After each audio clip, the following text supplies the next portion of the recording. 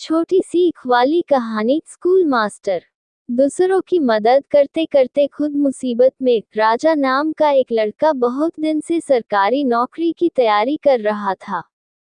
अंत में उसे स्कूल टीचर की नौकरी लग गई। जिस स्कूल में उसे पढ़ाने जाना था वो शहर से काफी दूर एक गांव में था, इसलिए उसे गांव के आसपास ही किराए पर एक घर लेना पड़ा। लेकिन वो घर भी स्कूल से काफी दूर था। राजा रोज पैदल स्कूल आने जाने लगा। कुछ महीने बाद जब उसके पास अच्छे खासे पैसे जमा हो गए, तो उसने उस पैसे से एक बाइक खरीद ली ताकि और उसे पैदल स्कूल न जाना पड़े। राजा जब भी स्कूल जाता और रास्ते में कोई उसे पैदल दिख जाता तो वो उसे अपने बाइक पर लिफ्ट दे देता।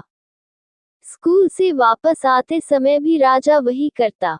ऐसा एक भी दिन न हो जिस दिन उसने किसी को अपने बाइक पे बिठाए बिना स्कूल गया हो या फिर वापस अपना घर आया हो।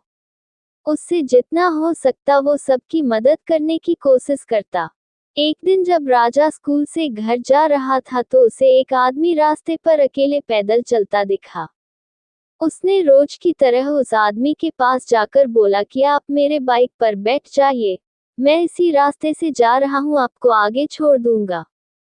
वो आदमी खुशी खुशी बैठ गया। कुछ दूर चलते ही राजा को महसूस हुआ कि उसकी पीठ पर नोखिला कुछ चुभ रहा है। अचानक वो आदमी राजा से कहने लगा, गाड़ी साइड में लगाओ और पैदल घर चले जाओ। उस आदमी के पास एक बड़ा सा चाकू था। राजा डर गया और गाड़ी रास्ते के साइड में लगा दिया। फिर वो आदमी बाइक लेकर चला गया और राजा भी अपने किस्मत को कोसते कोसते घर जाकर सो गया। राजा बहुत दुखी था और भगवान से बार बार ये कह रहा था कि मैंने तो सबकी मदद करना चाहा है, फिर मेरे साथ ऐसा क्यों हुआ। अगले दिन जब वो सोकर उठा तो उसने देखा कि उसकी बाइक घर के बाहर खड़ी है और उस पे एक चिट्ठी भी रखी है।